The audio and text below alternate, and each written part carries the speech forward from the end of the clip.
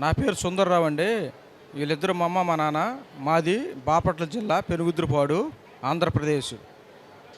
December 2022 నుంచి మొన్న జనవరి దాకా మా అమ్మకి యూరిన్ అనేది ఓన్గా రాదు.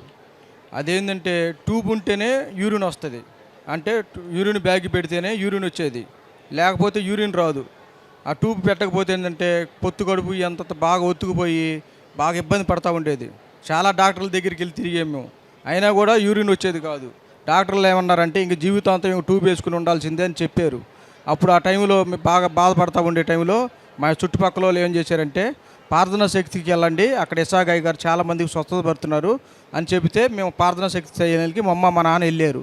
మాకు విజయవాడ దగ్గర కాబట్టి ఆ రెండు చోట్ల వెళ్ళారు. ఒకసారి విజయవాడ వెళ్ళి స్పాన్సర్ చేశారు. స్పాన్సర్ చేసిన తర్వాత మొన్న జనవరిలో ఇంకోసారి ట్యూబ్ తీసి చూద్దాం అసలు ఏమో పాస్ వస్తూనే లేవని ఒకసారి చెక్ చేస్తే పాస్ వచ్చేస్తున్నాయి అనమాట. ట్యూబ్ లేకుండానే పాస్ వచ్చేస్తున్నాయి అనమాట. అప్పుడు డాక్టర్ గారు చెక్ చేసి అసలు పాస్ వస్తాయి లేవు, పూర్తి కొత్త లేదు చెక్ చేస్తే లోపల కొంచెం మిగిలి ఉండేమ్మా, మిగతా మొత్తం వస్తున్నాయి అని చెప్పాడు అనమాట. ట్యూబ్ లేకుండా పాస్ వస్తే మళ్ళీ కానుక వేస్తామని మళ్ళీ అనుకున్నారు. ఇప్పుడు కానుక వేస్తున్నాము. దేవుడి సాక్ష్యాన్ని దీవించును కాక. ఆమేన్.